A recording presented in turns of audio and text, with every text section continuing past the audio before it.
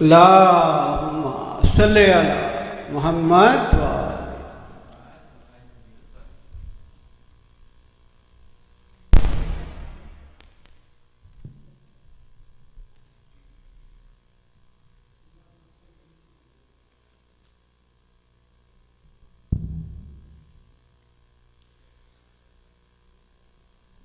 أعوذ بالله من الشيطان اللعين الرجيم. بسم الله الرحمن الرحيم.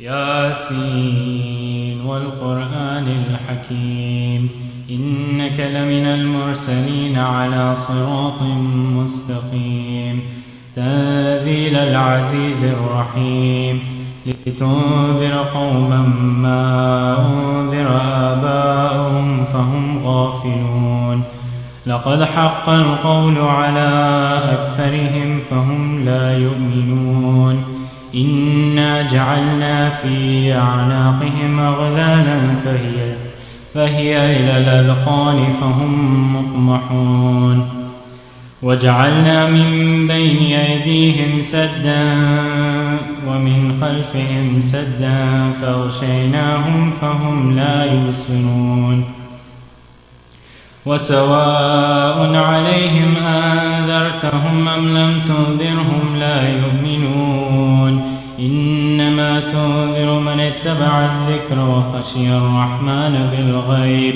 فبشره بمغفرة وأجر كريم إنا نحن نحيي الموتى ونكتب ما قدموا وآثارهم وكل شيء أحصيناه في إمام مبين واضرب لهم مثلا أصحاب القرية إذ جاءها المرسلون إذ أرسلنا إليهم 2 فكذبوهما فعززنا بثالث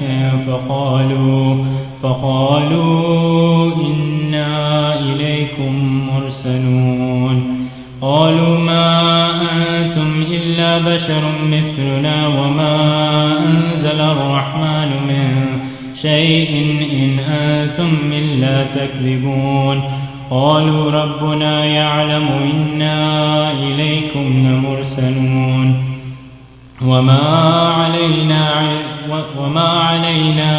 إلا البلاغ المبين قالوا إنا تطيرنا بكم لئن لم تنتهوا لنرجمنكم وليمسنكم منا عذاب أليم قالوا طائركم معكم أئن ذكرتم بل أنتم قوم مسرفون وجاء من أقصى المدينة رجل يسعى قال يا قوم اتبعوا المرسلين اتبعوا من لا يسألكم أجرا وهم مهتدون وما لي لا أعبد الذي فطرني وإليه ترجعون أأتخذ من دونه آلهة يردني الرحمن بضر لا تغني عني شفاعتهم شيئا ولا ينقذون إني إذا لفي ضلال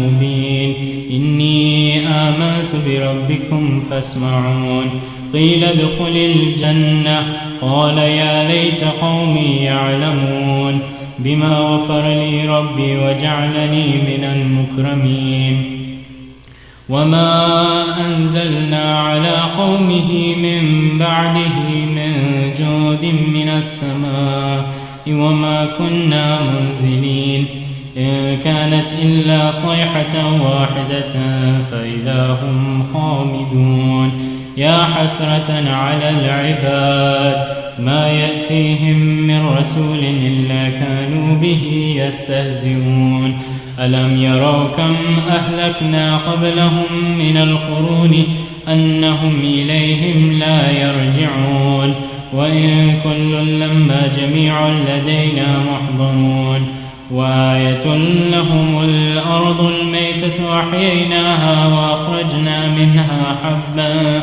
فمنه يأكلون وجعلنا فيها جنات من نخيل وأعناب وفجرنا فيها من العيون ليأكلوا من ثمره وما عملته أيديهم أفلا يشكرون سبحان الذي خلق الأزواج كلها مما تنبت الأرض ومن أنفسهم ومما لا يعلمون وآية لهم الليل نسلخ منه النهار فإذا هم مظلمون والشمس تجري لمستقر لها ذلك تقدير العزيز العليم والقمر قدرناه منازل حتى عاد كالعرجون القديم لا الشمس ينبغي لها أن تدرك القمر ولا الليل سابق النهار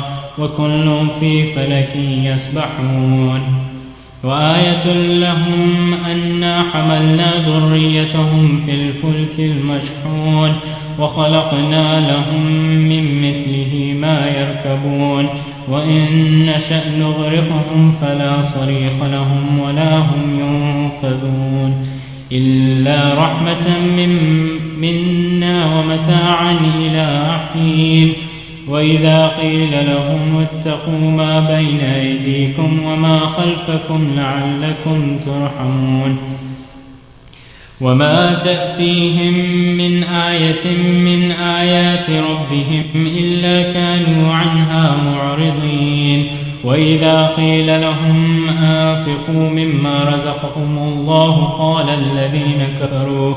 قال الذين كفروا للذين آمنوا أنطعم من لو يشاء الله أطعمه إن أنتم إلا في ضلال مبين ويقولون متى هذا الوعد إن كنتم صادقين ما ينظرون إلا صيحة واحدة تأخذهم وهم يخصمون فلا يستطيعون توصية ولا إلى أهلهم يرجعون ونفخ في الصور فإذا هم من الأجداث إلى ربهم ينسلون قالوا يا ويلنا من بعثنا من مرقدنا هذا ما وعد الرحمن وصدق المرسلون إن كانت إلا صيحة واحدة فإذا هم جميع لدينا محضرون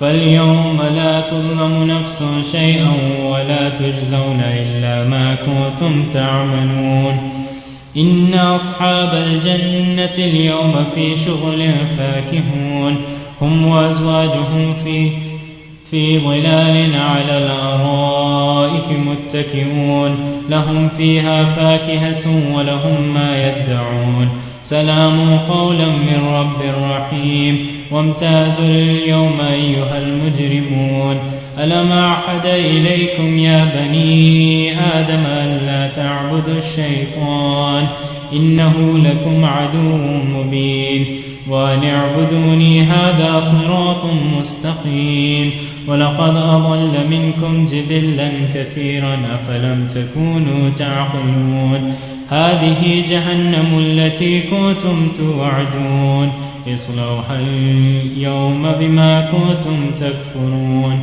اليوم نختم على أفواههم وتكلمنا أيديهم وتشهد أرجلهم بما كانوا يكسبون ولو نشاء لطمسنا على أعينهم فاستبقوا الصراط فأنى يبصرون ولو نشاء لمسخناهم على مكانتهم فما استطاعوا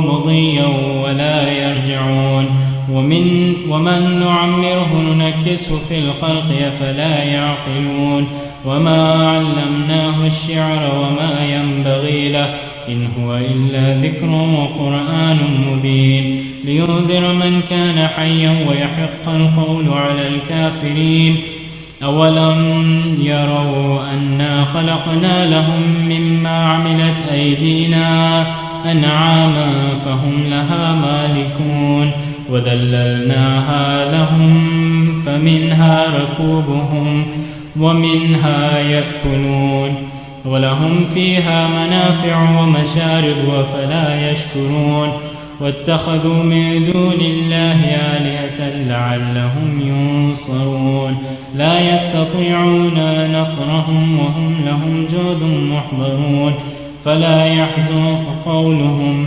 إنا نعلم ما يسرون وما يعلنون أولم ير الإنسان أنا خلقناه من نطفة فإذا هو خصيم مبين وضرب لنا مثلا ونسي خلقه قال من يحيي العظام وهي رميم قل يحييها الذي أنشأها أول مرة وهو بكل خلق عليم الذي جعل لكم من الشجر الأخضر نارا فإذا أنتم منه توقدون أوليس الذي خلق السماوات والأرض بقادر على أن يخلق مثلهم بلى وهو الخلاق العليم إنما أمره إذا أراد شيئا أن يقول له كن فيكون فسبحان الذي بيده ملكوت كل شيء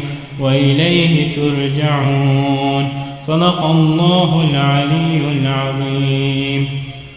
اللهم صل على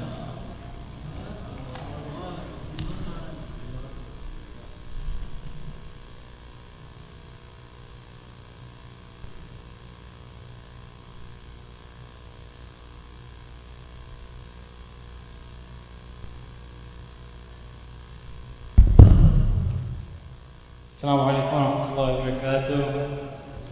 Thank you all for coming today to this Fatimiyya Majlis in honor of Sayyid Naseem Jafri and Sayyid Abbas Mahwi. Let's begin with Surah Fatiha and 3 Surah Ikhlas in their honor.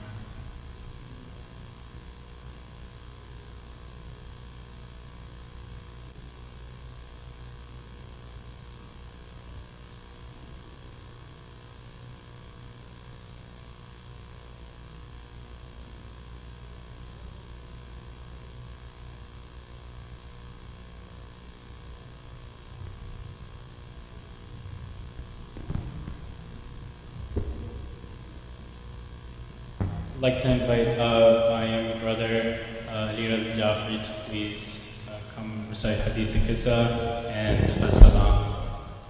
Salawat ala Muhammad wa ala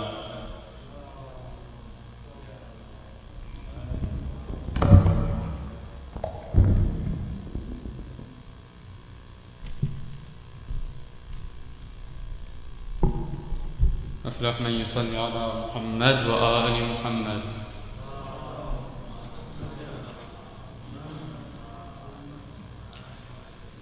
أعوذ بالله من الشيطان الرجيم بسم الله الرحمن الرحيم عن جابر بن عبد الله الأنصاري عن فاطمة الزهراء عليها السلام بنت رسول الله صلى الله عليه وآله قال سمعت فاطمة أنها قالت دخل علي أبي رسول الله في بعض الأيام فقال السلام عليك يا فاطمة فقلت وعليك السلام قال إني يجد في بدني ضعفا فقلت له أعيذك بالله يا أبتاه من الضعف فقال يا فاطمة ائتيني بالكساء اليماني فغطيني به فأتيته بالكساء اليماني فغطيته به وصرت أنظر إليه وإذا وجهه يتلألأ كأنه البدر في ليلة تمامه وكماله. اللهم صل على محمد. فما كانت إلا ساعة وإذا بولدي الحسن قد أقبل وقال السلام عليك يا أمه فقلت وعليك السلام يا قرة عيني وثمرة فؤادي فقال يا أمه إني أشم عندك رائحة طيبة كأنها رائحة جدي رسول الله فقلت نعم إن جدك تحت الكساء فأقبل الحسن نحو الكساء وقال: السلام عليك يا جدا يا رسول الله، أتأذن لي أن أدخل معك تحت الكساء؟ فقال: وعليك السلام يا ولدي ويا صاحب حوضي، قد أذنت لك. فدخل معه تحت الكساء. اللهم صل على. فما كانت إلا ساعة وإذا بولدي الحسين قد أقبل وقال: السلام عليك يا أمه. فقلت: وعليك السلام يا ولدي ويا قرة عيني وثمرة فؤادي. فقال لي: يا أمه، إني أشم عندك رائحة طيبة كأنها رائحة جدي رسول الله صلى الله عليه وآله. فقلت: نعم، إن جدك وأخاك تحت الكساء. فدنا الحسين نحو الكساء وقال: السلام عليك يا جدا، السلام عليك يا من اختاره الله، أتأذن لي أن أكون معكما تحت الكساء؟ فقال: وعليك السلام يا ولدي ويا شافع أمتي، قد أذنت لك. فدخل معهما تحت الكساء. فأقبل عند ذلك أبو الحسن علي بن أبي طالب وقال: السلام عليك يا بنت رسول الله. فقلت: وعليك السلام يا أبا الحسن ويا أمير المؤمنين. فقال: يا فاطمة، إني أشم عندك رائحة طيبة كأنها رائحة أخي وابن عمي رسول الله. فقلت: نعم، ها هو مع ولديك تحت الكساء. فأقبل علي نحو الكساء وقال: السلام عليك يا رسول الله، أتأذن لي أن أكون معكم تحت الكساء؟ قال له: وعليك السلام يا أخي ويا وصي وخليفتي وصاحب لوائي، قد أذنت لك. فدخل علي تحت الكساء. اللهم صل على. ثم أتيت نحو الكساء وقلت: السلام عليك يا أبتاه يا رسول الله، أتأذن لي أن أكون معكم تحت الكساء؟ قال: وعليك السلام يا بنتي ويا بضعتي، قد أذنت لك. فدخلت تحت الكساء. فلما اكتملنا جميعا تحت الكساء أخذ بي رسول الله بطرفي الكساء وأومأ بيدي اليمنى إلى السماء وقال: اللهم إن هؤلاء أهل بيتي وخاصتي وحامتي، لحمهم لحمي ودمهم دمي، يؤلمني ما يؤلمهم ويحزنني ما يحزنهم. أنا حرب لمن حاربهم وسلم لمن سالمهم وعدو لمن عاداهم ومحب لمن أحبهم. إنهم مني وأنا منهم، فاجعل صلواتك وبركاتك ورحمتك وغفرانك ورضوانك علي وعليهم، واذهب عنهم الرجس وطهرهم تطهيرا.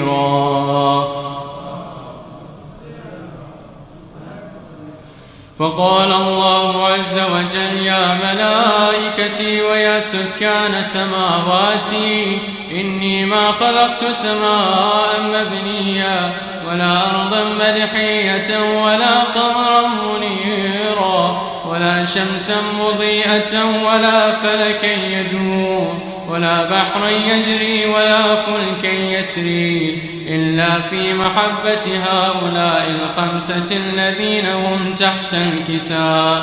فقال الأمين جبرائيل يا ربي ومن تحت الكساء؟ فقال عز وجل هم أهل بيت النبوة ومعدن الرسالة، هم فاطمة وأبوها وبعلها وبنوها.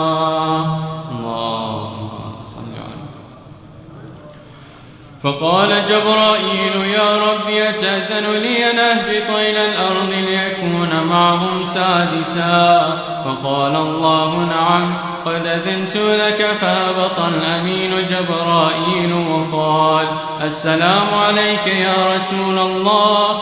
العلي الأعلى يقرئك السلام ويخصك بالتحية والإكرام ويقول لك وعزتي وجلالي إني ما خلقت سماء مبنية ولا أرضا مدحية ولا قمرا منيرا ولا شمسا مضيئا ولا فلكا يدور ولا بحرا يجري ولا فلكا يسري إلا لأجلكم ومحبتكم، وقد أذن لي أن أدخل معكم، فهل تأذن لي يا رسول الله؟ فقال رسول الله وعليك السلام يا أمين وحي الله إنه نعم قد أذنت لك. فدخل جبرائيل معنا تحت الكساء.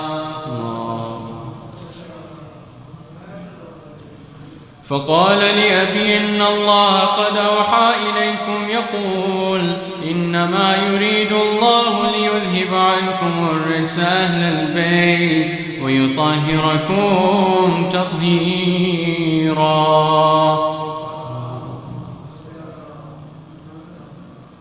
فقال علي لأبي يا رسول الله أخبرني ما لجلوسنا هذا تحت الكساء من الفضل عند الله. فقال النبي والذي بعثني بالحق نبيا واصطفاني بالرسالة نجيا ما ذكر خبرنا هذا في محفل من محافل أهل الأرض وفيه جمع من شيعتنا ومحبينا إلا ونزلت عليهم الرحمة وحفت بهم الملائكة واستغفرتهم إلى أن يتفرقوا. فقال علي إذا والله فزنا وفاز شيعتنا ورب الكعبة. فقال النبي ثانيا يا علي والذي بعثني بالحق نبيا واصطفاني بالرسالة نجيا ما ذكر خبرنا هذا في محفل من محافل أهل الأرض وفيه جمع من شيعتنا ومحبينا وفيهم مهموم إلا وفرج الله همه ولا مغموم إلا وكشف الله غمه ولا طالب حاجة إلا وقضى الله حاجته. فقال علي إذا والله فزنا وسعدنا وكذلك شيعتنا فازوا وسعدوا في الدنيا والآخرة ورب الكعبة.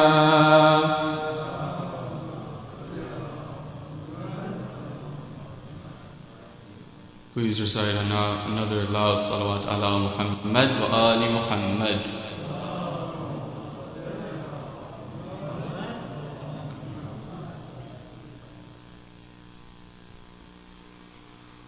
قبر زهرا بنا رہے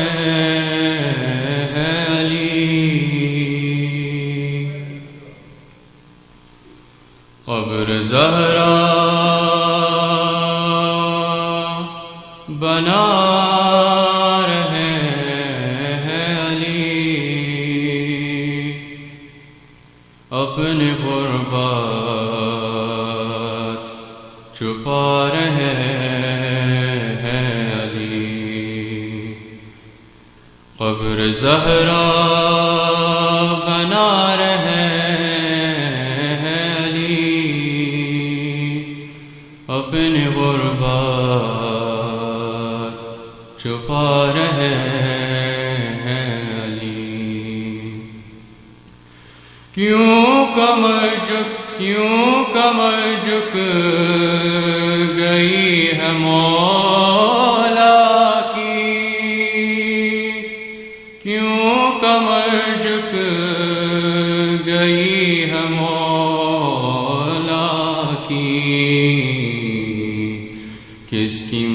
فریاد اٹھا رہے ہیں علی، اپنی غربت چھپا رہے ہیں علی۔ وقت تلقین زخم شانوں کو،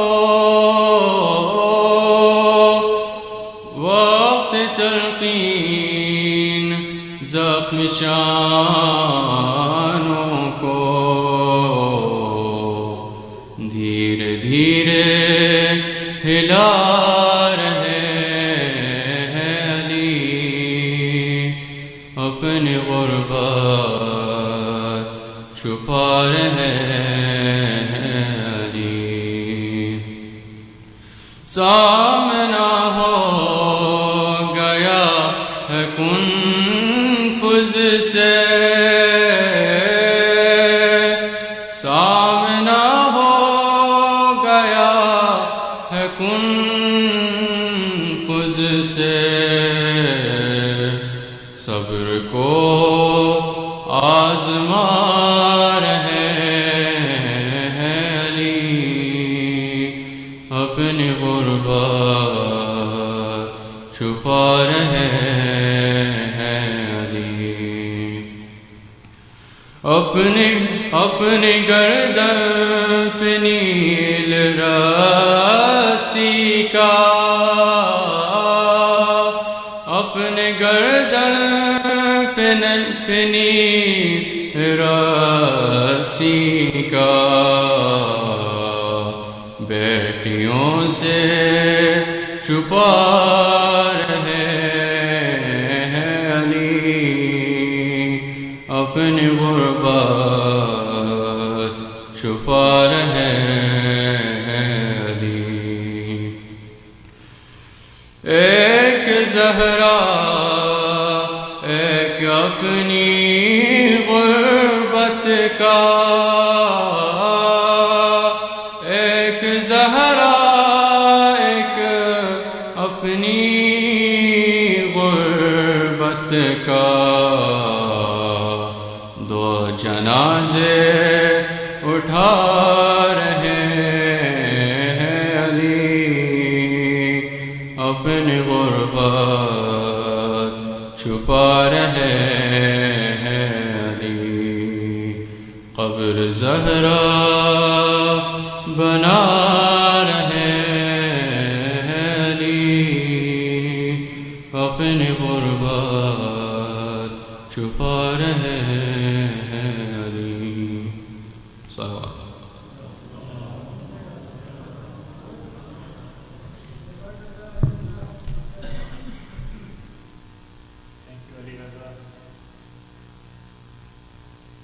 Thank you, Ali Raza, for that beautiful recitation. Now I'd like to invite Shaja to please come up and recite As-Salam. Salawat.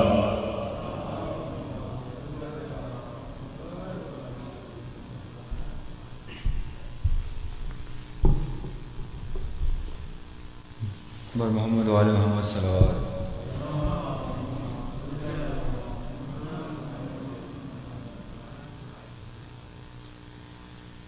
تیری امت نے میرے در کو جلایا بابا، تیری امت نے میرے در کو جلایا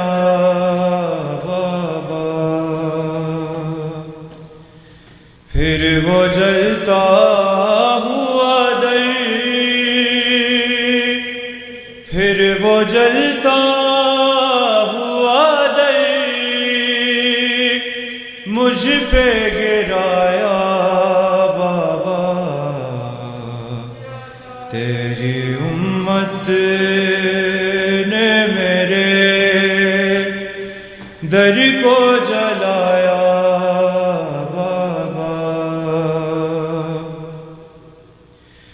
راکھ تھی شعلے تھے سہے میں ہوئے بچے یا دھواں. میرے آنگن میں تھا ایک شام غریباں کا سما، در ہٹا کر مجھے فیضاں نے اٹھایا. بابا تیری امت نے میرے در کو جلایا.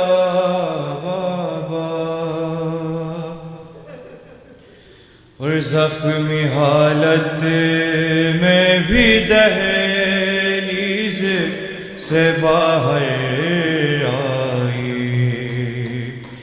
اور علی ولی اللہ بچا کے لائی. عہد جو میں نے کیا تھا وہ نبھایا. تیری امت نے میرے در کو جلایا. بابا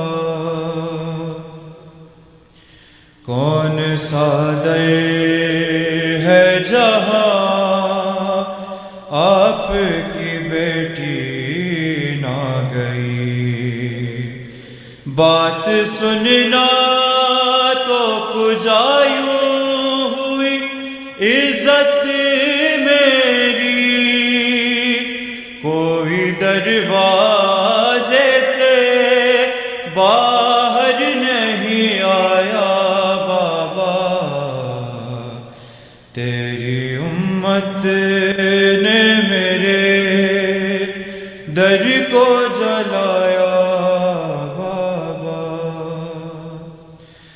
اور خود یہ دیکھا ہے تیرے شہر کی دیواروں نے، کیسی غربت تھی ہاتھوں میں ستمداروں نے. رسیاں باندھ کے حیدر کو پھرایا. بابا تیری امت نے میرے در کو جلایا. بابا پھر وہ جلتا ہوا در، پھر وہ جلتا ہوا در مجھ پہ گرایا. بابا تیری امت نے میرے در کو جلایا. بابا بر محمد و آل محمد صلوات.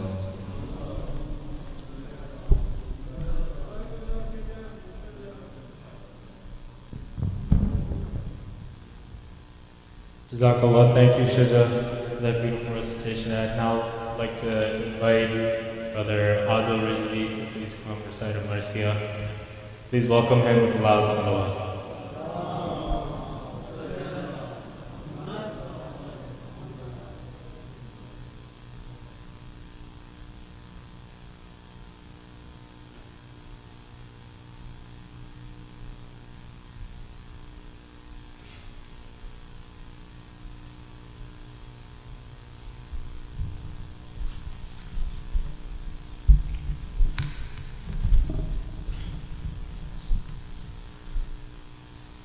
ایک صلوات سجدے محمد و آل محمد.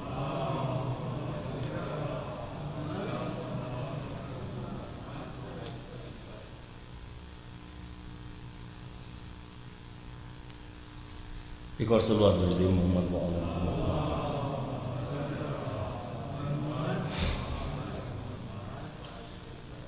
مرثیہ سنیے چند اشعار سلام کے. ہوں جب برائے ماتم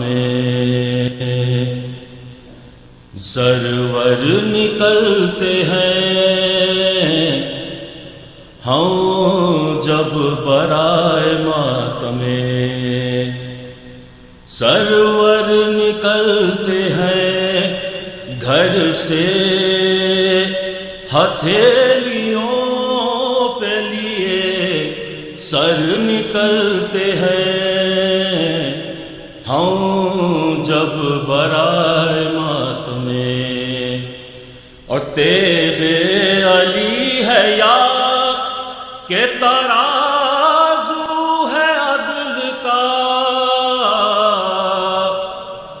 تیغ علی ہے یا کہ ترازو ہے عدل کا کشتے تمام تل کے برابر نکلتے ہیں ہم جب برائے ماتمیں اور ہنس کر کہا جواب میں حیدر نے امر سے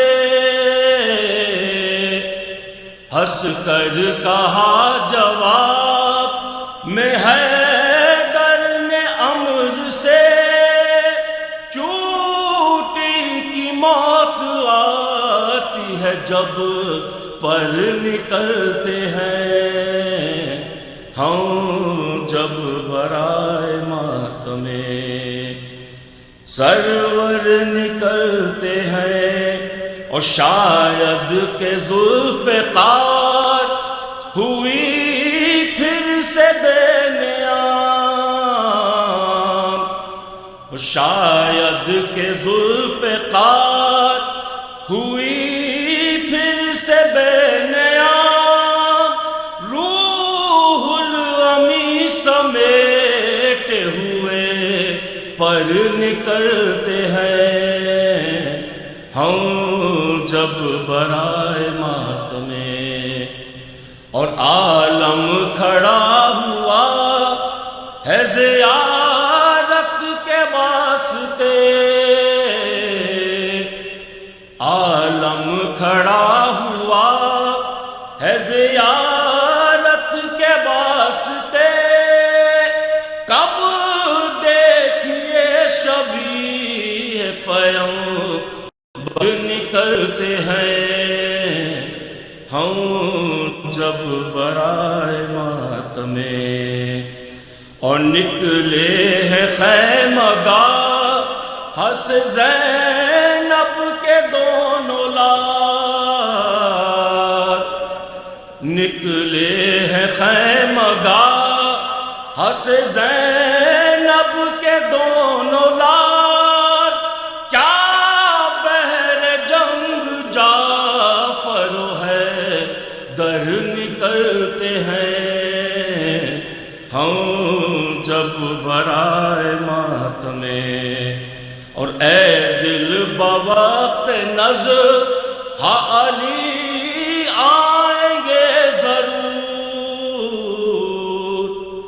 اے دل بوقت نظر ہاں علی آئیں گے ضرور ارمان کچھ ہے ایسے جو مر کر نکلتے ہیں ہم جب برائے ماتمیں صلوات بھیج دی محمد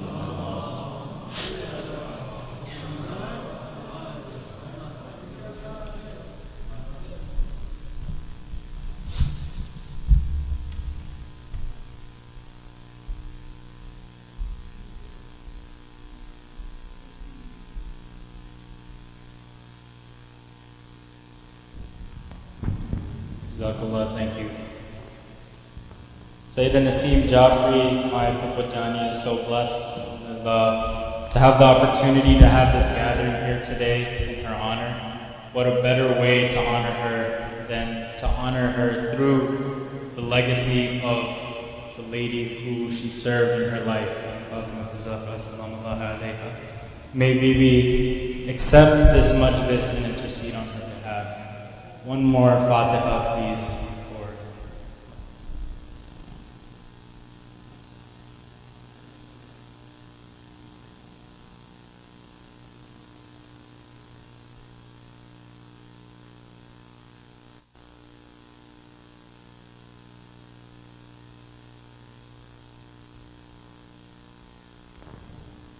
I'd now like to invite our respected scholar, Sheikh Jalil, to please come address the Majlis. Please welcome him with a loud salawat.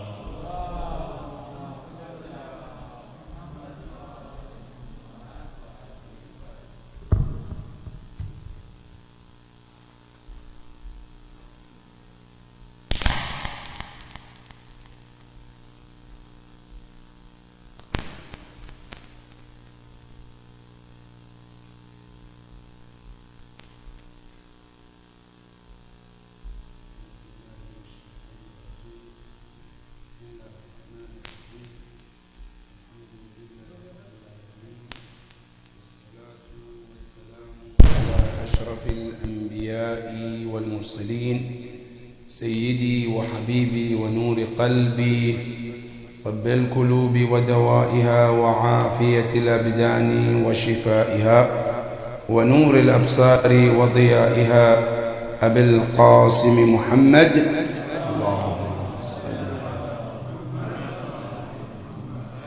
وعلى أهل بيته الطيبين الطاهرين المعصومين الذين ذاب الله عنهم الرجس وطهرهم تطهيرا.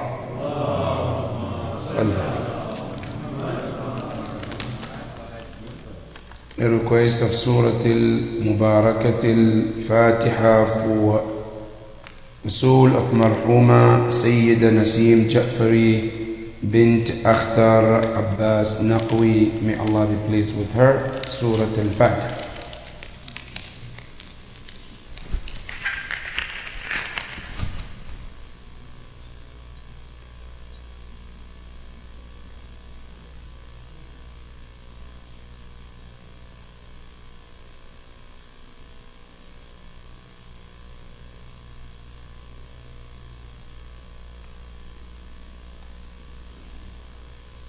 And also for your marhumin and marhumat, may Allah be pleased with all of them. Surah Al-Mubarakat Al-Fatiha. Bismillah ar-Rahman ar-Rahim. Alhamdulillah Rabbil Alameen.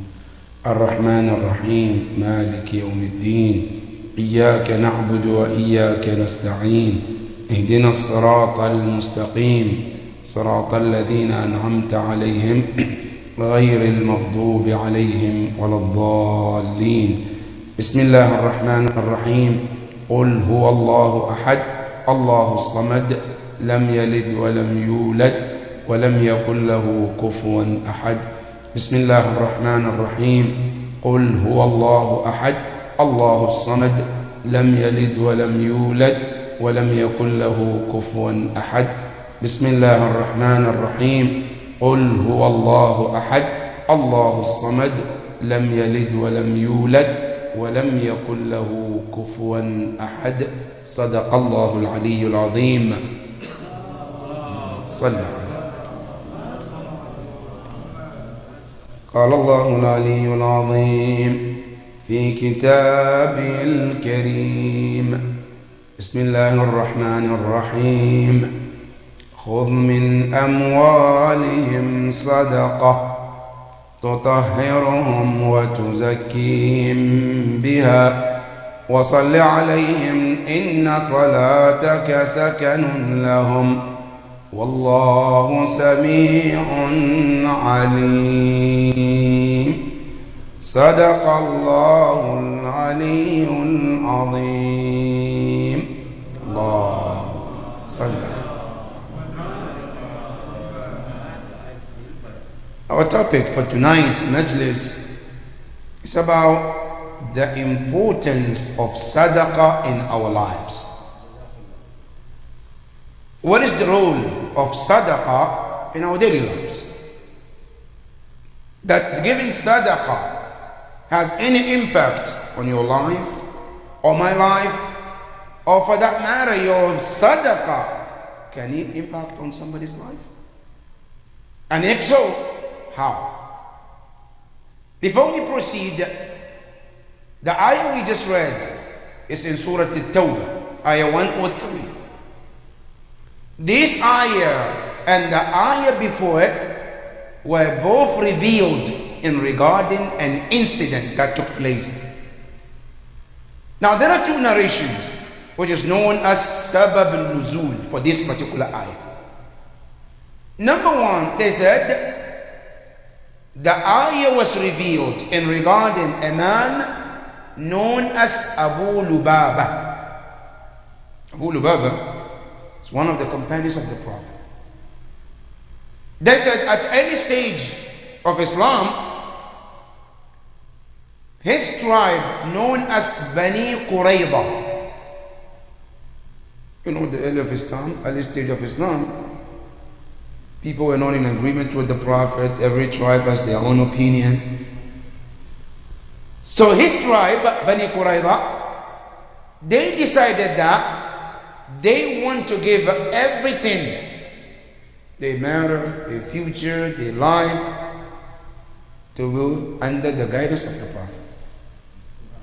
Which means the Prophet will be the decision maker for the tribe called Bani Qurayza. Everybody agreed, except one man. He said, no, I'm not in agreement. Who is that man? Abu Lubaba. Now, when later on, he realized how bad this decision was, he regretted. And he started to apologize to the Prophet. And that regard, the ayah was revealed. That's one. But many other tafasir said otherwise. They said the reason why this ayah was revealed, it has to do with the Battle of Tabuk. The Battle of Tabuk, when the Prophet was mobilizing companions to go to that battle, Abu Lubaba and 3 other people, they decided to make an excuse not to go to the battle. And you know, the Quran, Allah tells us, whenever there is a battle or war, there is always some people who will come and make excuse. Abu Lubaba and these 3 men, they came and they made an excuse. What was the excuse? Ya Rasulullah, we can't go. We have some issues. We have some money problems, family issues, we can't go.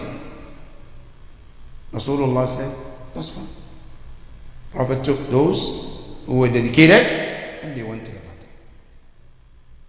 After the battle, when Rasulullah came back, some ayahs came in Quran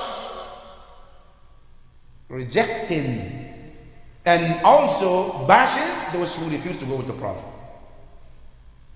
And when those ayahs were revealed, Abu Lubaba heard about it, he felt bad about it. So he ran to the Masjid al-Nabawi. At that time, the Masjid al-Nabawi, the pillars of it were palm trees. So what he did, he found a rope and he tied himself with the palm tree pillars in the Masjid al-Nabawi. And he made a vow. He said, I am not coming out of this. I'm not coming down unless I have an ayah from Allah to the Prophet tells me that Allah forgive me. Otherwise I will not. I have to die tying myself on this palm tree. Rasulullah heard about it. Rasulullah is amazing. The Prophet says that was his wish. I'm going to honor that. Which means I'm not going to go there and tell him, untie yourself, come down. No. Until if Allah decided to forgive him, if not, it's his decision.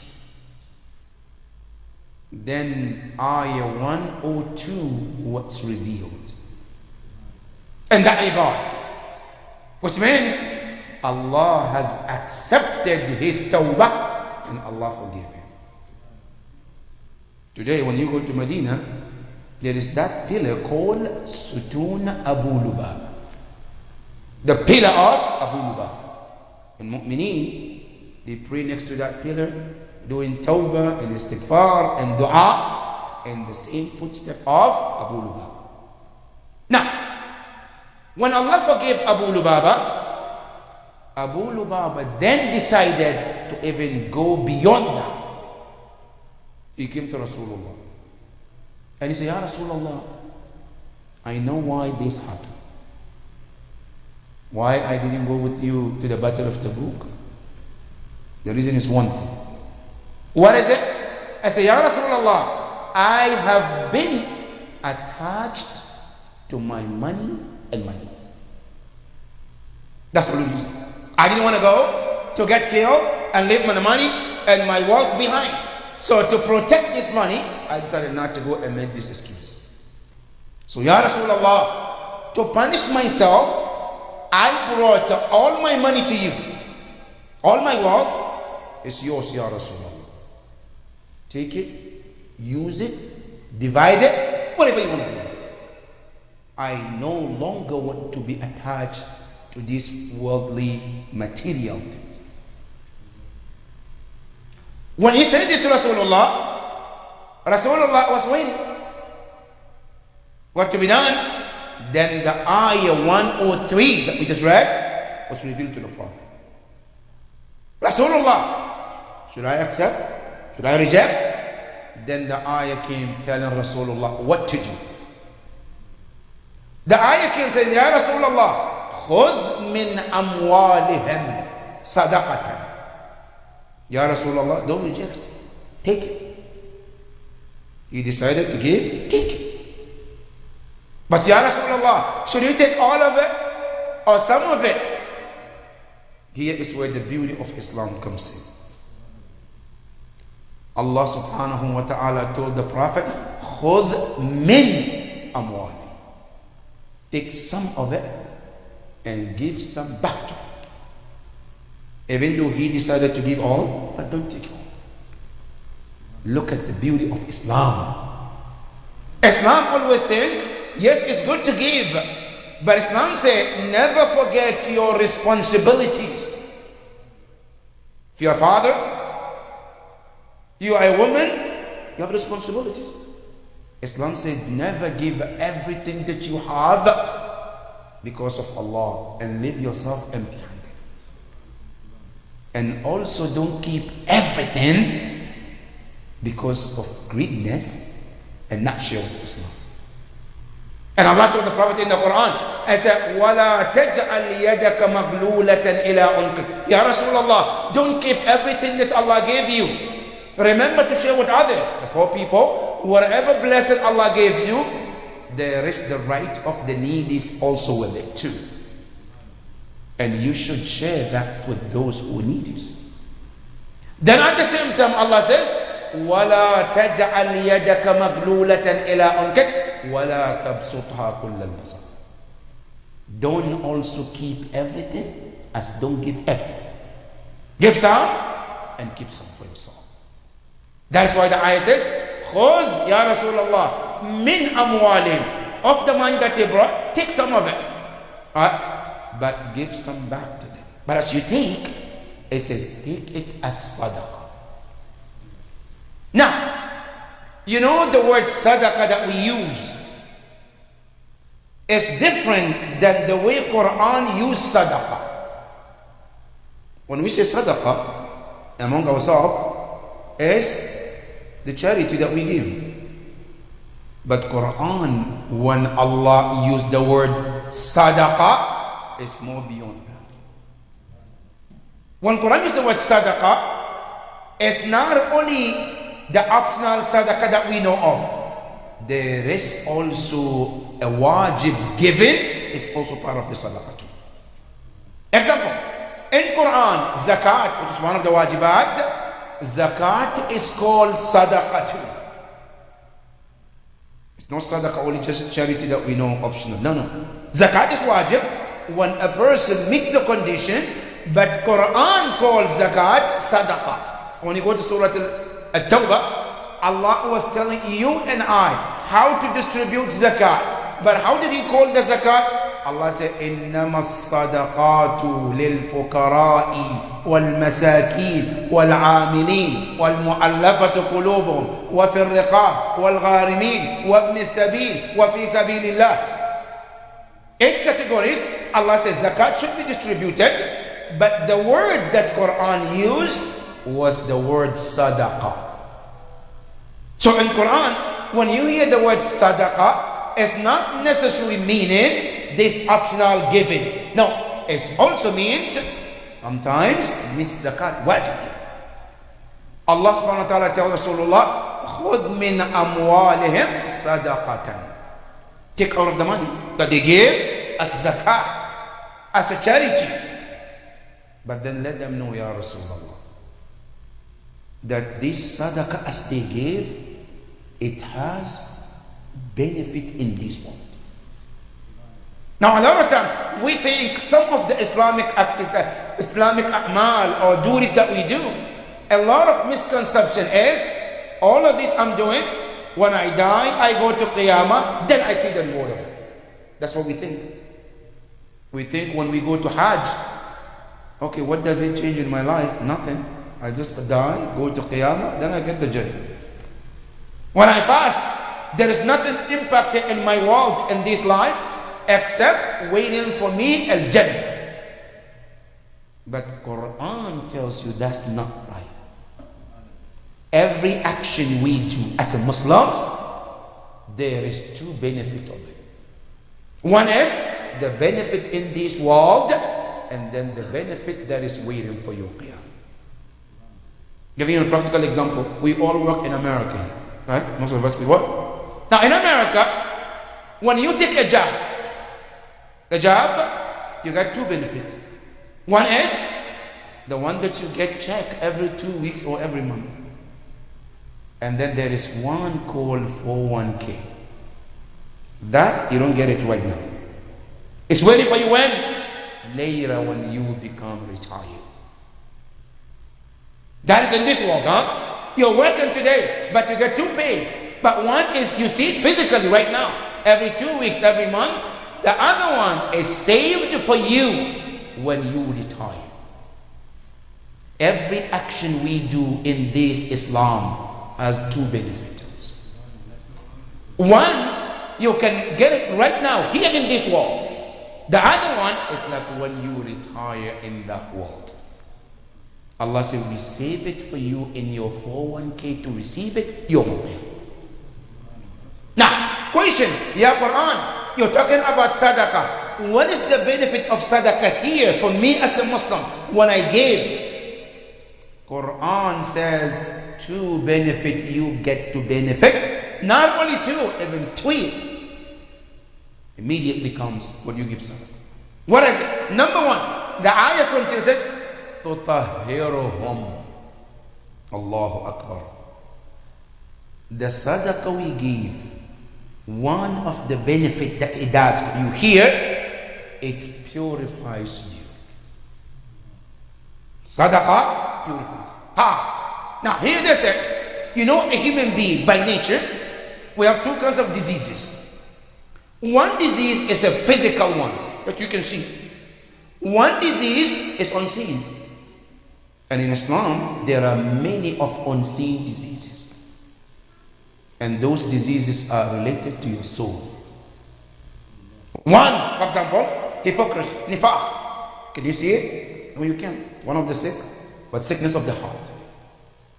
Not only that, greediness, hubb ad-dunya, all of these are some diseases of the soul. So when the ayah says, when you give sadaqah tutahhiruhum, it purifies you, which means it purifies you from being too much attached to this material world.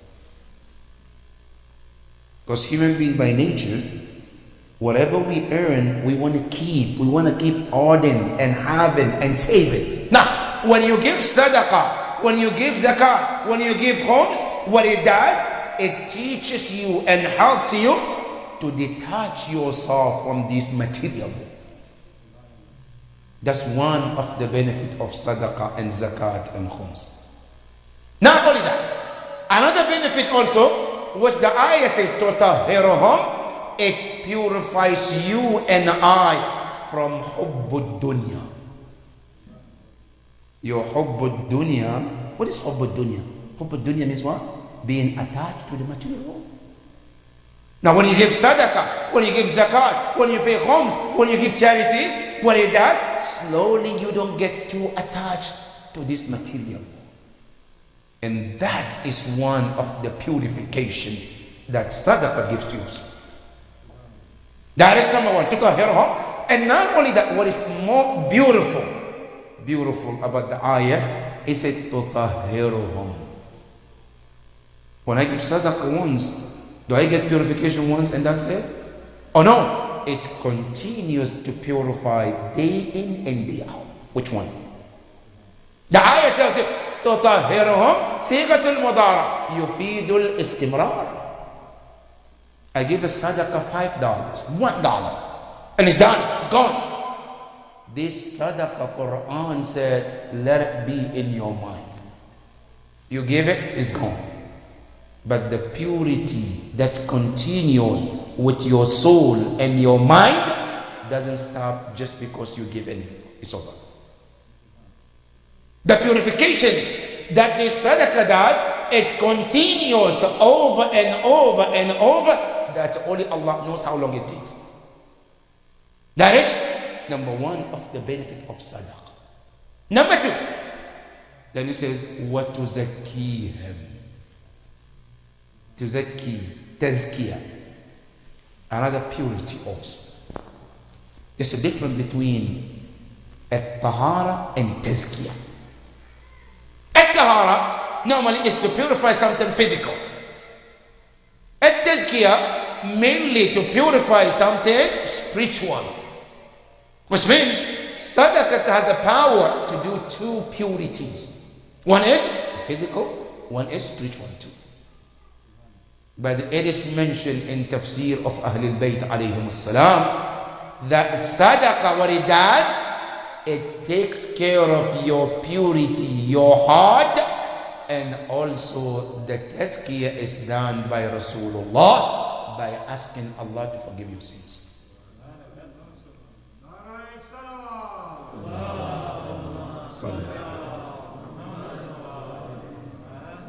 That is the power of sadaqah. Then Allah didn't stop there. Now there is tahara, there is tazkiyah. Then it happens for you to forgive in sadaqah. But he said, not only that, Allah didn't turn to Rasulullah. He said, وَصَلِّ عَلَيْهِمْ. Ya Rasulullah, when they come and they give you this sadaqah, this zakat, this khums, as they pay, Ya Rasulullah, don't be quiet. You have to show appreciation. You have to be grateful to them. Now here in America, you pay taxes, but nobody sends thanks you to you, right? You pay thousands of of taxes. That's part of your duty as a citizen. Nobody cares to send you to say thank you. That's your duty. Now, even though Islam knows giving zakat, giving sadaqah, giving khums is your duty, but still Allah say, Ya Rasulullah, at least be kind and show some kind of gratitude for this action. Ya Allah, how should I show the gratitude? Allah said, وَصَلِّ عَلَيْهِمْ.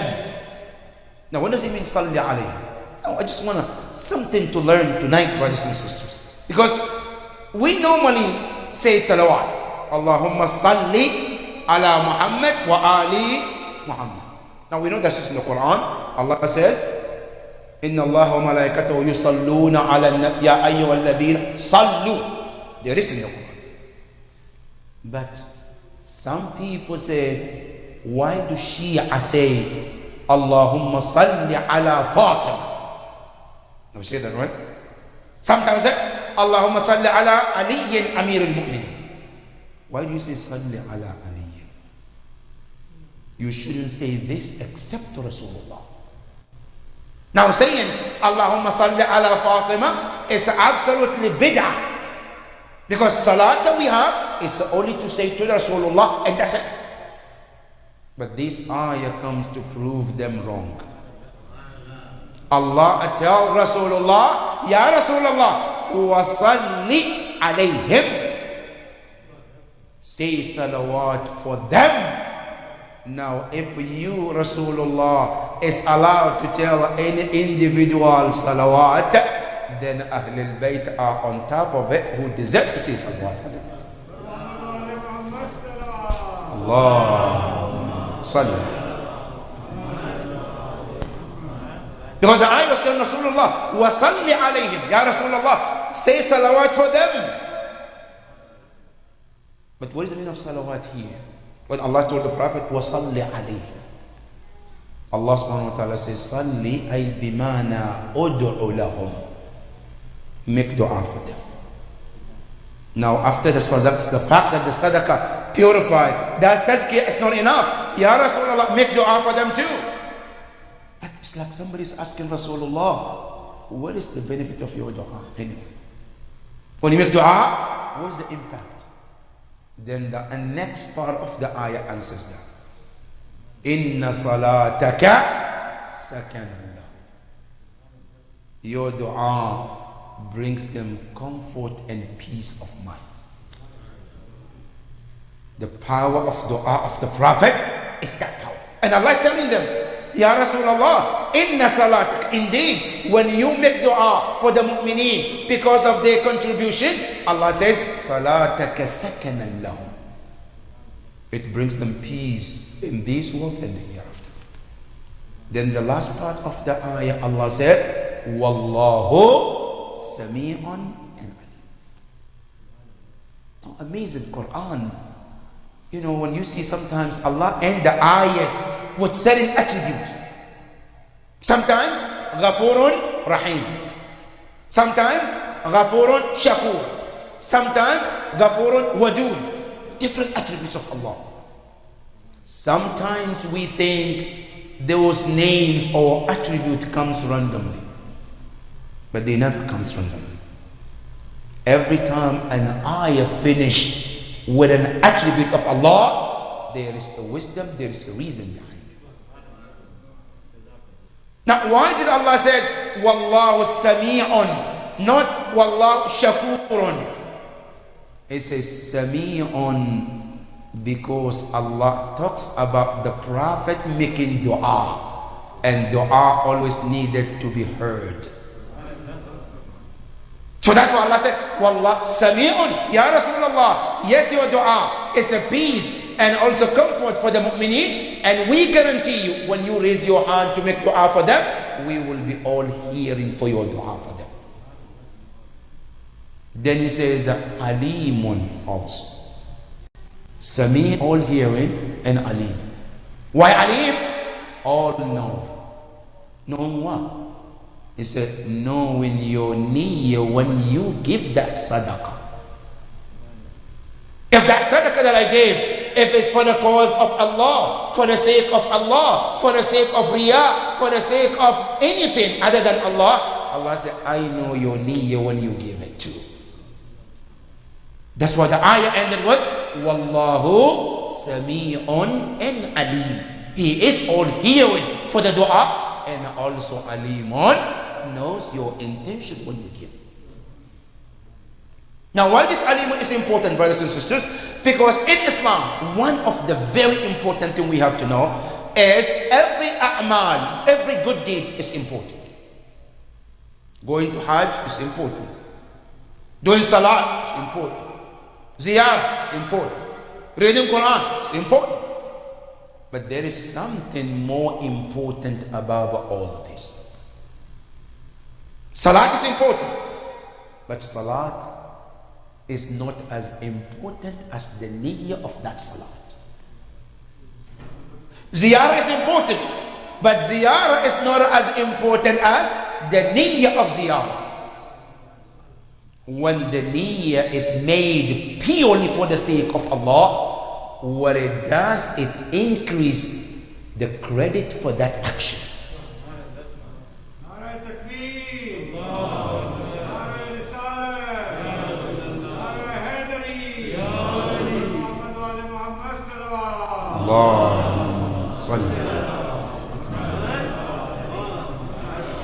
Now, if you want to understand this properly, you go to the Quran. Allah tells you.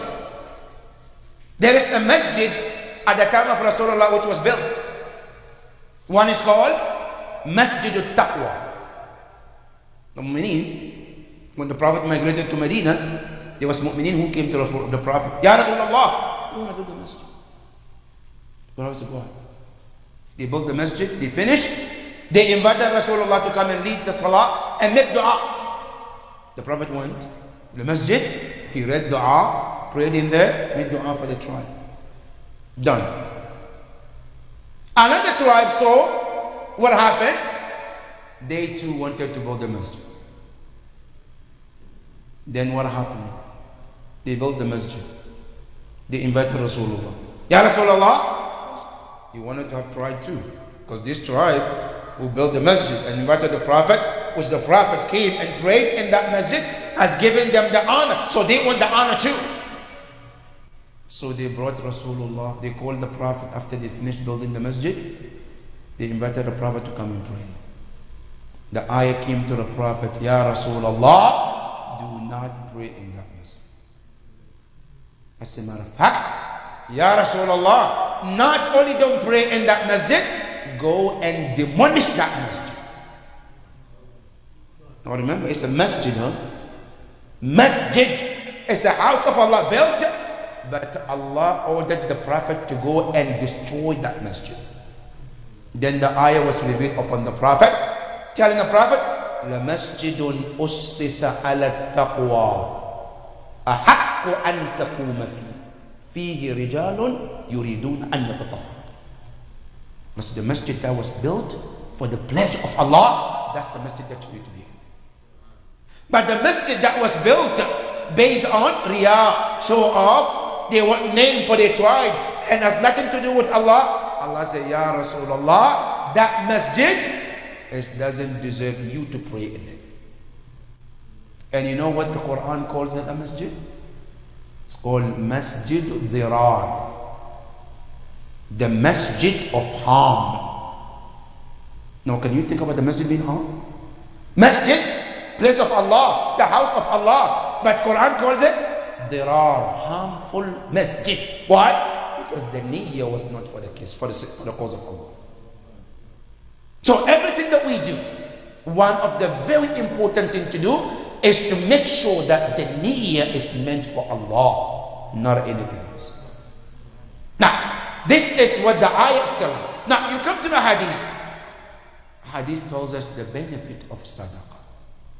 Number one, my brothers and sisters, you know, sadaqah is such a powerful thing that it can change your destiny.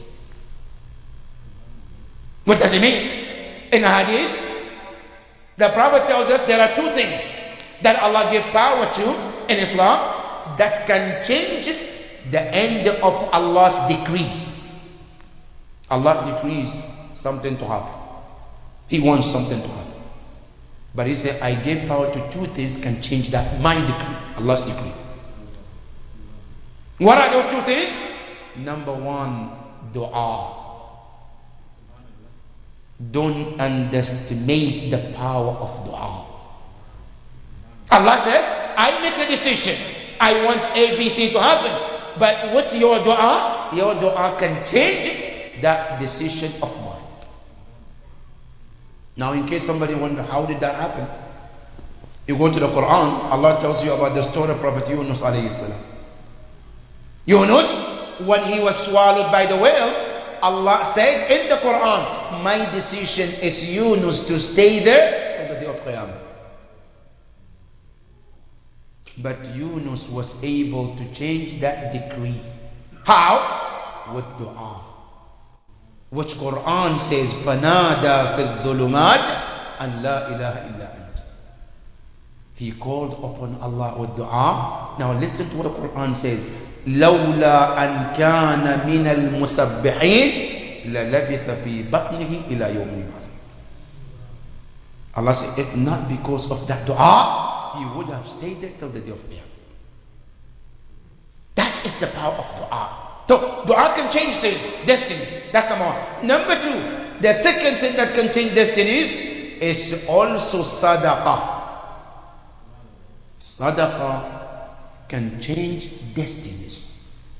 What are destinies we're talking about? Number one, sadaqah can prolong your life. You know, every human being, Allah gave you two kinds of ajal. Ajal is the time to live. Now, one is called hatmi, one is called ghayru hatmi. Hatmi means decreed, done. One is can change because of circumstances. Now this, inshallah, someday we will talk about it from the hadith of Ahlul Bayt alayhi salam. Do you know from hadith of Ahlul Bayt alayhi salam, Imam Ja'far al-Sadiq alayhi salam, Allahumma salli ala Muhammad wa ali Muhammad, he said, majority of people who die, they don't die because of the time Allah decree for them. They die because of circumstances of their lives. Which means Allah wants you to live 100 years. That's His decree. But certain circumstances happen in your life, then what happens? It shortens your life to become 50 or 60. Those circumstances can cause the alien, not the ajal that Allah wants you to live. And it says in ahadith of Ahlul Bayt. So the two ajal.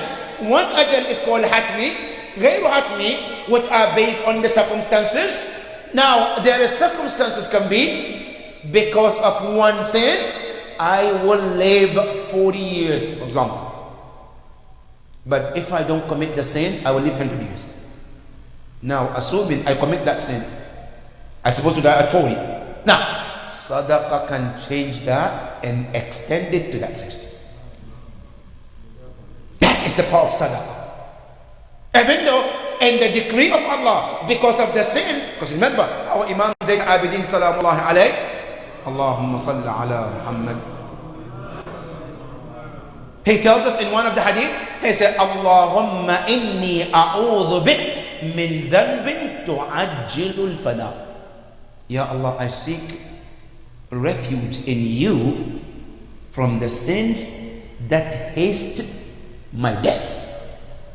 Sins haste your death.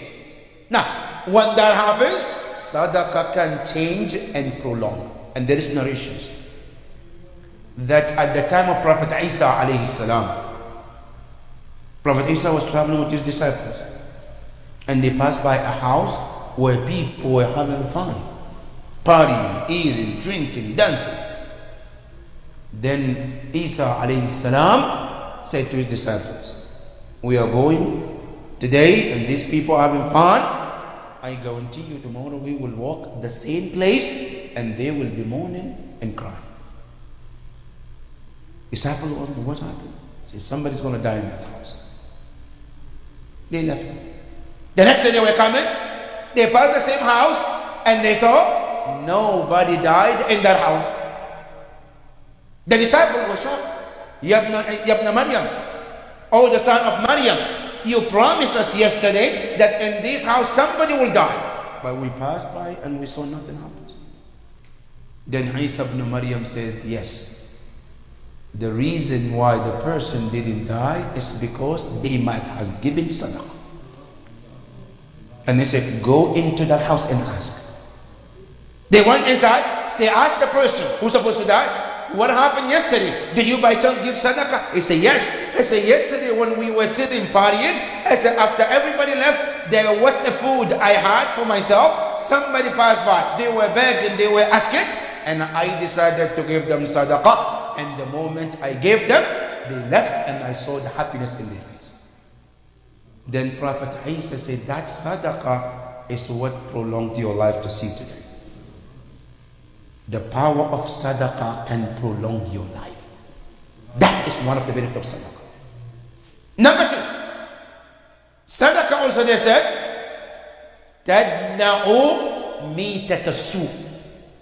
Sadaqah can also deprive you from a bad death. You know, we have two kinds of death. There is death with the honor, and then there is a death without honor. Death is one, but sometimes somebody's life will end in a respectful manner, in the honor manner, and sometimes a person dies in the most disgraceful manner. They say when a person gives sadaqah more often, what happens? It saves the person to die in a disgraceful manner. Now one example, we know that Imam Hussein alayhi salam, He was killed in the land of Karbala. It's a death. It's major. And we know for sure also, Yazid ibn Muawiyah rahmatullah alayhi also died too. But do you think both deaths are the same? Abadan is not. The death of Imam al-Hussein was death with the honor and dignity. And the death of Yazid was also a death too. But it was a death with what? What call mitat as-su. Another example. Abu Lahab, who was one of the enemies of Rasulullah, which Allah subhanahu wa ta'ala did even send Surah Al-Lahab. Abu Lahab, with all the bad things that he did, you know, his death was very, very sad. How did he die? It is mentioned in the history and tafasir that Abu Lahab died alone in the room. For days, nobody could even notice that he was dead. Until his smell became so bad that the neighbors realized something in that house. They entered after him, they entered the room, and nobody could even stand the smell of Abu Lahab. That is called mitat as-su, bad death. The hadith tells you now that if you want Allah to save you from the bad death, it says make sure that you give sadaqah, and sadaqah can protect you from this kind of death. That is the power of sadaqah. Not only that, you know, sadaqah is so amazing that Allah subhanahu wa ta'ala tells us in the Quran, when you give sadaqah, it doesn't end up there.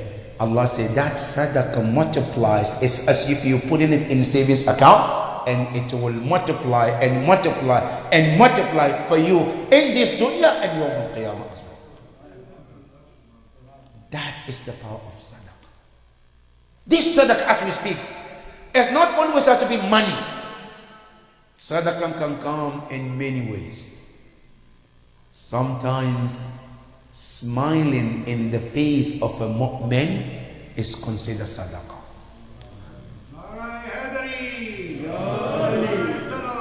Allahumma salli. Sadaqah doesn't have to be money all the time. Sometimes you put in a happiness in the heart of someone, Muslim, not Muslim. Somebody's having a bad day, rough time, rough day. You sit with them, you talk with them, you give them a time, they appreciate, they become happy. That will be counted for you as a sadaqah. Someone is sick in the hospital, they don't have a visitor, nobody comes to see them. Somebody is an elderly person in the nursing home, nobody comes to visit them. You make a time to go and spend time with them. 10 minutes, 15 minutes, you put the happiness in their face. That is also considered sadaqah for you. Sadaqah is not always have to be money. Sadaqah can be certain little things we can do to change people's life. Sometimes sadaqah is not about money. It can be somebody, they have so much in their heart. They want somebody to listen to them. They want somebody to vent with them. You give them that opportunity to vent and feel happy. That is counted as sadaqah.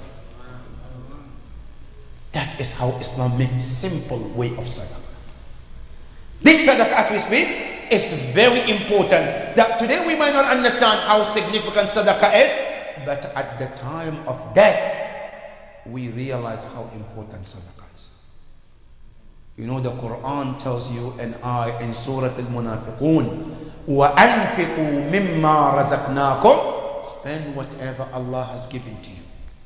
مِنْ قَبْلِ أَنْ يَأْتِيَ أَحْدَكُمُ الْمَوْتِ, before the death come to your way, فَيَقُولُ, and then the dying person at that time, فَيَقُولُ رَبِّ لَوْلَا أَخَّرْتَنِي, Ya Allah, had you delayed me for some time, to do what?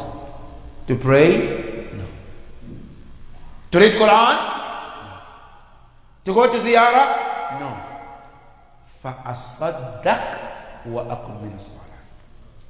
So I can give sadaqah, so I can be among the righteous saints. That is what we see at the time of death. That at that time, we realize that the most important act is not even namaz, it's not hajj, it's not the important thing, is sadaqah at that. Because sadaqah can make a big difference in your life. That is why you see our Imam Amir al-Mu'mineen Salamullahi alayhi Sallallahu. He was in the middle of Salat when somebody came begging and asking, knowing the importance of sadaqah. What did Imam Ali do? He was in the middle of Salat. He stretched his fingers to the man. He took the ring in the name of sadaqah, which Allah appreciated and Allah recorded in the Quran till the day of Qiyamah.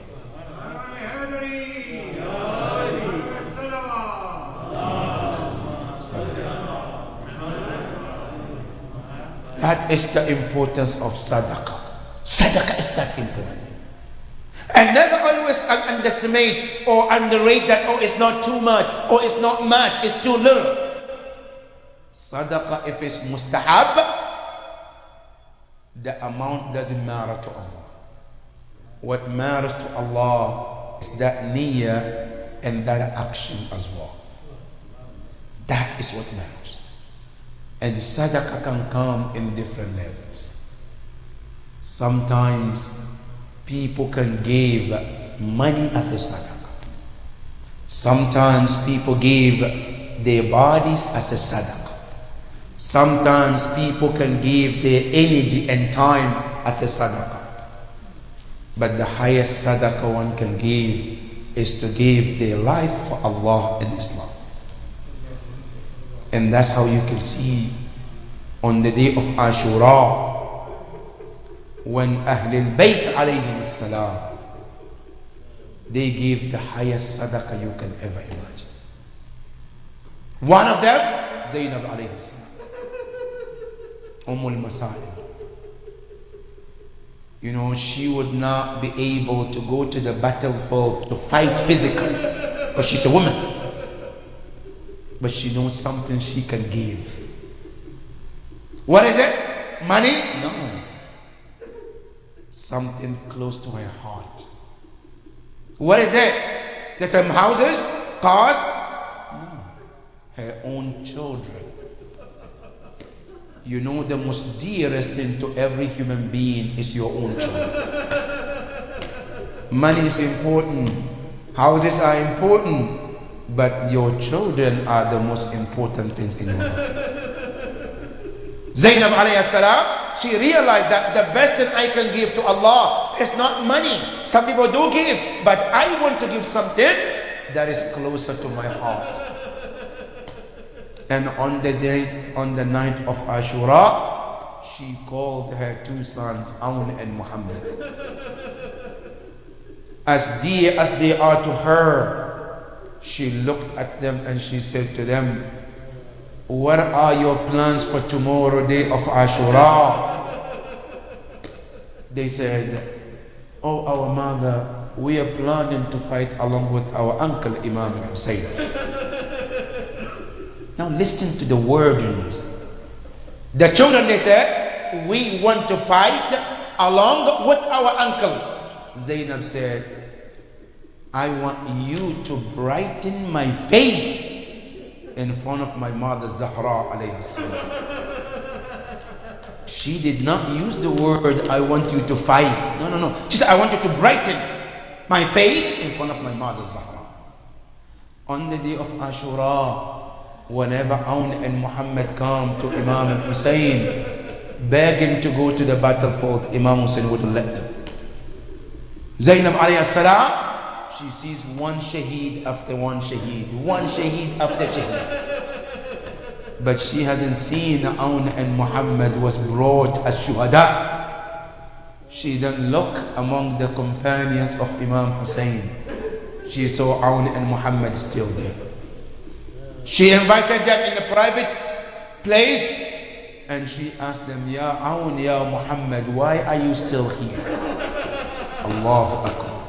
What a given. A mother, the closest thing to every mother is her children. Zainab Salamullahi alayha, she asked her children, why are you still here? I see Ali al-Akbar is gone. I see children. Why are you still here? They both said, oh, our mother, we wanted to go, but our uncle Imam Hussein wouldn't let us to. Can you please come with us and beg Imam Hussein to let us go to the battlefield? That is when Zainab intervened. Have you ever seen a mother like Zainab?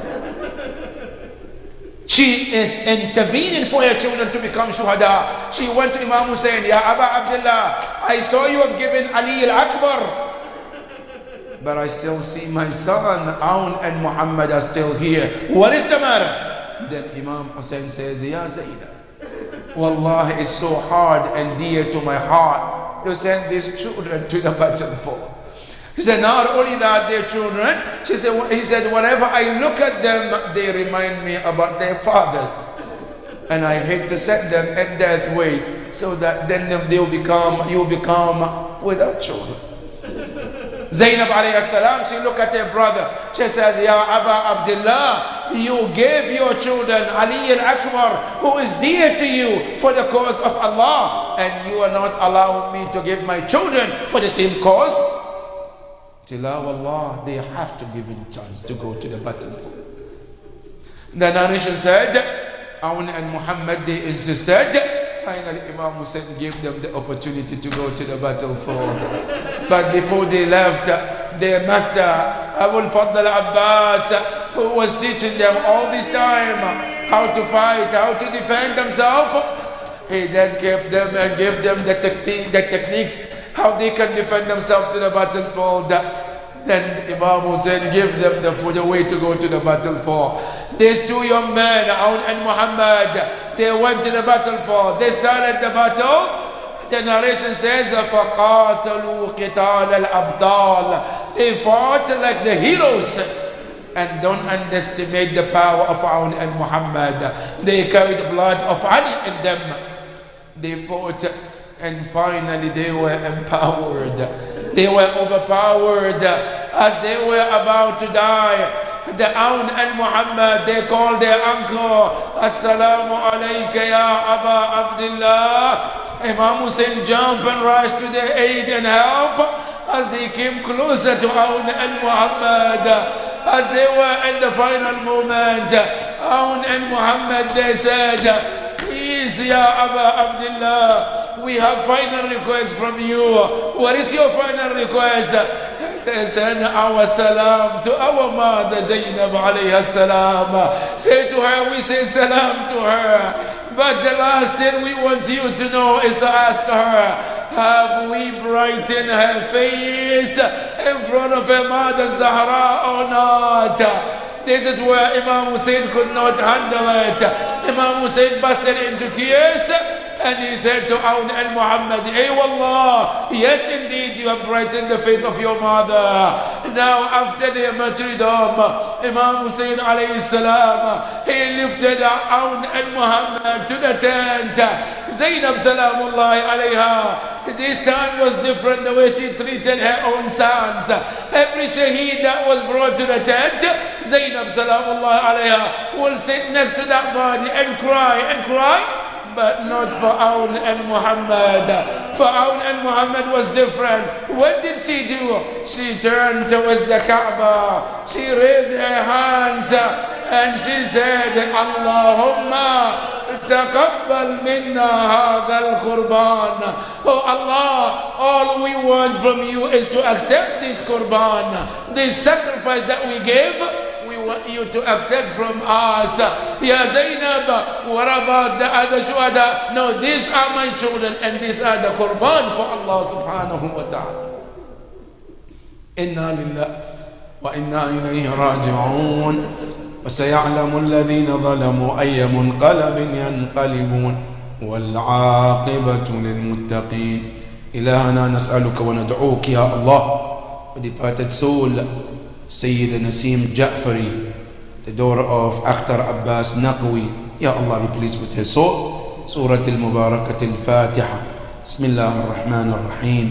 Alhamdulillah Rabbil Alameen. Ar-Rahman ar-Rahim. Malik Yawm al-Din. إياك نعبد وإياك نستعين اهدنا الصراط المستقيم صراط الذين أنعمت عليهم غير المغضوب عليهم ولا الضالين بسم الله الرحمن الرحيم قل هو الله أحد الله الصمد لم يلد ولم يولد ولم يكن له كفوا أحد بسم الله الرحمن الرحيم قل هو الله أحد الله الصمد لم يلد ولم يولد ولم يكن له كفوا أحد بسم الله الرحمن الرحيم قل هو الله أحد الله الصمد لم يلد ولم يولد ولم يكن له كفوا أحد صلوا على محمد وآل محمد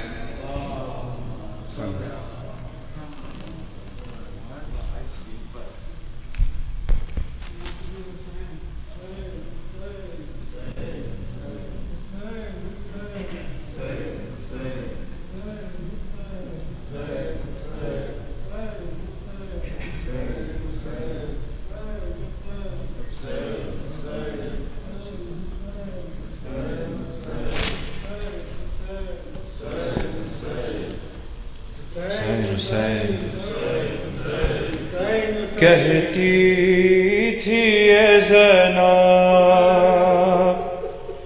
کہتی تھی یہ زینب یوں ماں کا مان نبھانا یوں ماں کا مان نبھانا اے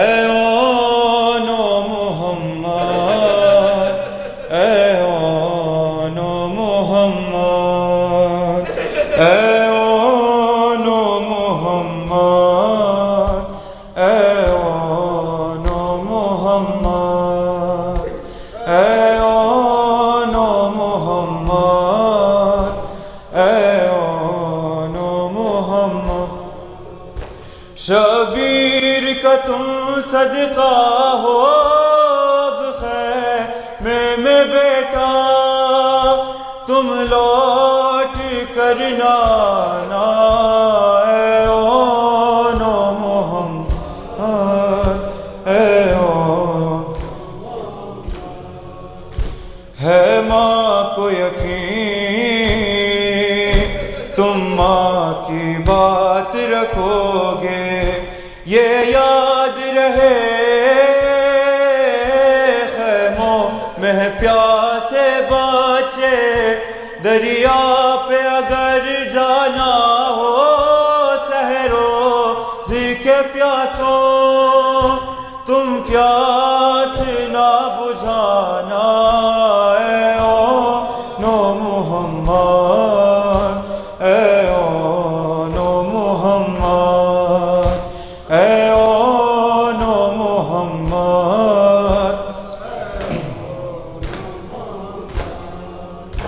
ہر حال میں تم پہ لازم ہے شکر خدا کا اے شہزادوں ہے صبر تمہارا بیسا فرزند ہو تم زینب کے شکوہ نہیں کرنا جب زخم کوئی کھانا اے اون محمد اے اون محمد اے اون محمد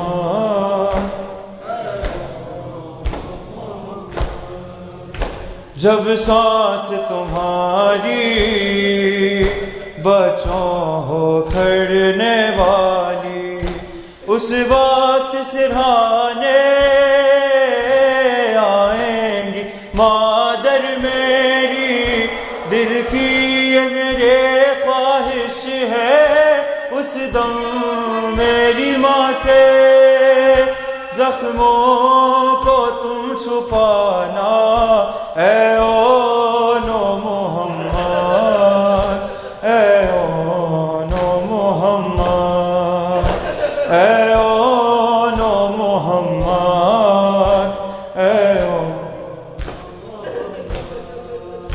جب لاش اٹھا کے خیمے میں لائے سرور زینب یہ بولی اشکوں کو اپنے چھپا کر میں بھی نہ تمہیں روؤں گی اور میرے لیے بھی آنسو نہ تم بہانا اے اون محمد اے اون محمد اے اون محمد اے اون محمد حسین Hussein, Hussein. Hussein, Hussein. Hussein, Hussein. Allahumma salli ala Muhammad wa ala